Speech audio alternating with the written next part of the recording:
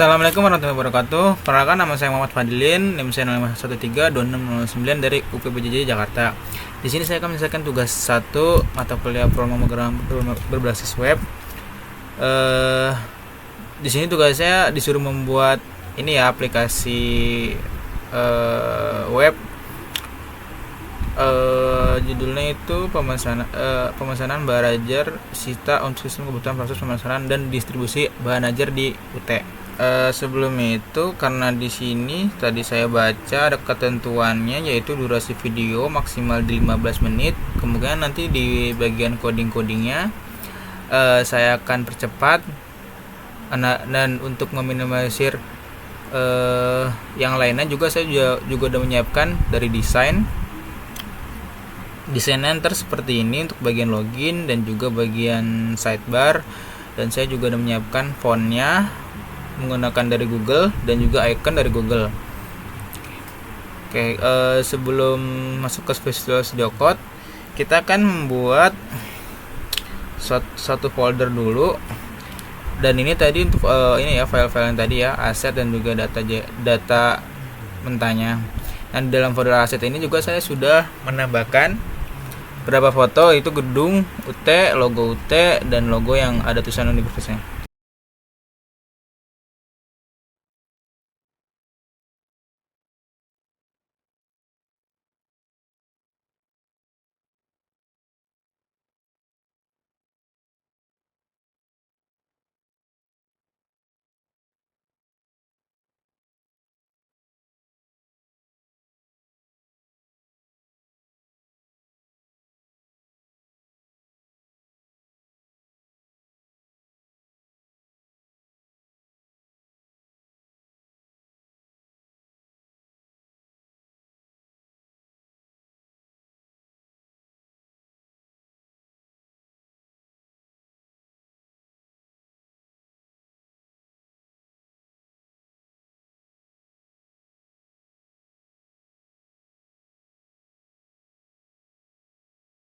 Kita coba login lagi.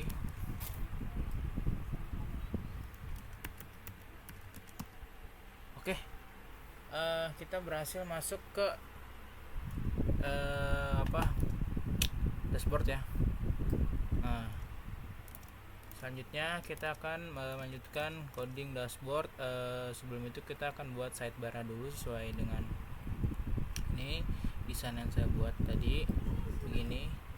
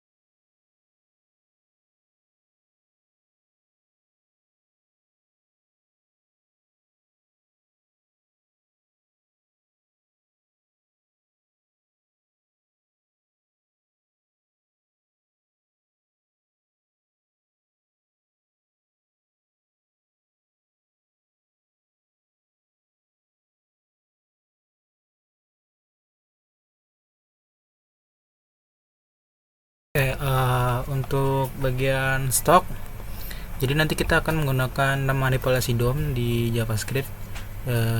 Artinya kita simpelnya di HTML ini kelihatan dikit, tapi ntar kita ngodingnya di JavaScript. Nah, nanti di JavaScript kita akan memanipulasi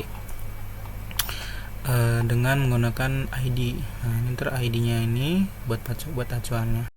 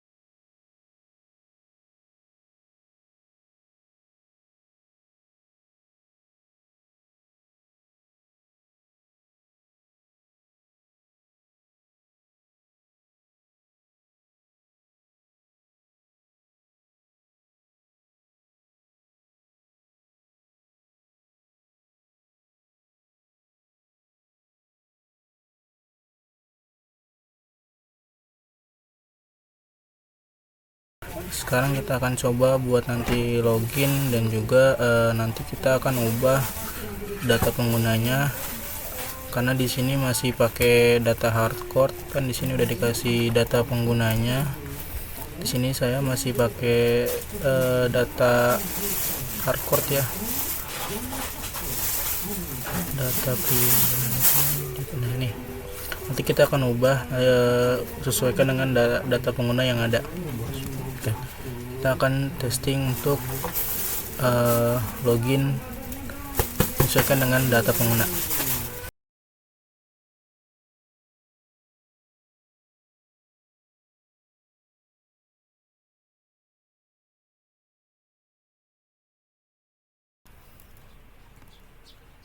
Oke, ini kita coba login lagi ya. Tadi sempat ada error.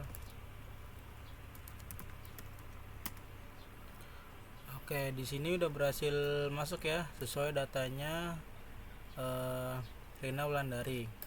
Sekarang kita tes untuk data Agus Pranoto.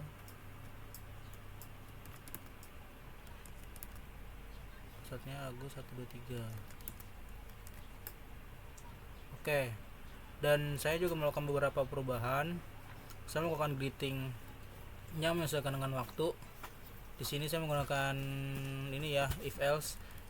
Jika jamnya lebih dari jam 5 terus di bawah jam 11 berarti selamat pagi.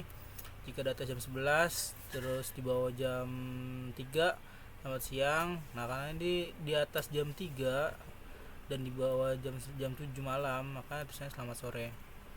Kita akan buat coba login dengan data yang salah ya. Oke, muncul exception yang sudah saya tulis di dashboard HTML with di dashboard di bagian index. Ini ya, username atau password salah, dan ini awalnya hidden atau tidak muncul displaynya, dan dia ketika muncul kalau udah ada exception salah di bagian nah ini bagian username salah.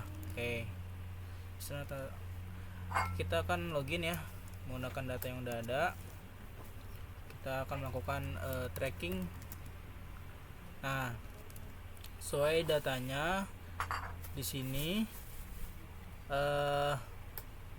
kita akan mulai tracking dari mulai ini ya, data yang pertama, tracking yang pertama yaitu si Karina. Nomor DO nya ini kita copy, kita lacak. Nah, di sini sudah muncul sesuai statusnya dalam perjalanan kan, dalam perjalanan ekspedisinya JNE, tanggal kirimnya di tanggal 2025 bulan 8 tanggal 25. Oke. Di sini terakhir diteruskan ke kantor Jakarta Selatan di jam 10 menit 12.20. Kita sudah menyesuaikan ya. Jika input yang salah, maka akan muncul exception resi atau nomor DO tidak ditemukan. Sesuai yang kita tulis di bagian script JS di bagian tracking web. Nah, di bagian tracking di bagian alert nih. Dan kenapa ini awalnya kosong terus pas kita ketik ada muncul ini. Nah, ini kita menggunakan manipulasi DOM di sini di bagian kita bagian kata tunggu biar tahu indeksnya. Nah, di bagian ini timeline ini tadinya tuh nggak ada ya kan, lalu kita buat ada dengan memanipulasi DOM. Kita masukkan HTML di JS, lalu kita di sini kita buat elemen div atau terus kita juga bikin kelas div kita bikin kita bikin HTML baru dengan elemen div. Nah, maksud gitu. Lalu kita push div ini append child ke dalam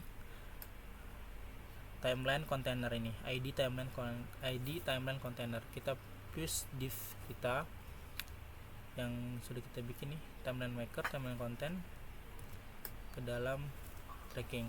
Lalu di bagian informasi bahan ajar atau di bagian stok sama, ini kita juga menggunakan manipulasi DOM ya, untuk di bagian detailnya ya, di bagian ini enggak, ini nih di bagian ini di detailnya. Nah, soalnya di sini kita kan cuma disajikan tabelnya nih. Nih, ini juga tabelnya tadi nggak ada. Tabelnya nggak ada. Dia otomatis ada karena kita menggunakan render langsung rendernya di bagian kita stok. Nah, di bagian sini. Kalau kita komen di bagian sini, nah, dia nggak ada kan. Nah, karena kita di sini langsung rendernya, dia langsung muncul. Tuh, sesuai dengan data yang udah ada. Kita bagian data di bagian data bahan ajar nih, pengantar yang mau komunikasi, lokasinya OTMPO, jenis barangnya atau kategorinya BMP, edisinya di bagian detail ya, edisinya 2, terus stoknya sesuai ya. Nah, di sini saya membuat stok aman atau menipis itu kalau lebih dari 200 itu aman, kalau di bawah dari 200 itu menipis. Oke. Lalu kita ke bagian laporan. Nah, di bagian laporan ini dia ngambil dari di bagian tracking ya, data tracking ya. Dia mengambil statusnya, terus ngambil kapan dikirimnya dan penerimanya, dan juga ekspedisinya. Nah, lalu di bagian rekap bahan ajar ini ngedetail dari semua yang ada di informasi bahan ajar untuk merekap ya, melihat stoknya yang aman yang mana, terus yang harus di stok yang mana, terus kasih tahu nih total stoknya tuh berapa ini, dan ini adalah jumlah stok yang ada diakumulasikan di sini, dan stok yang menipis hanya satu di mata BMP Biol 4211 atau mikrobiologi dasar. Nah, untuk bagian dashboard ini dia menyesuaikan dengan data tracking, karena data tracking kita cuma ada 2, maka di sini ada 2, dan data tracking yang sudah selesai diantar 1 maka diterima 1, dan yang masih dalam perjalanan si paket Rina ini 1. Nah, oke. Jadi di sini kita udah melakukan manipulasi DOM untuk bagian stok, bagian tabel ini, dan bagian detail, dan juga di bagian tracking kita juga melakukan manipulasi DOM, dan juga di bagian laporan nih, dua-duanya juga kita melakukan manipulasi DOM dan di script biasa. Nah, nih kita melakukan manipulasi DOM, masukkan HTML-nya, nih tabel-tabelnya, dan juga ini. Oke.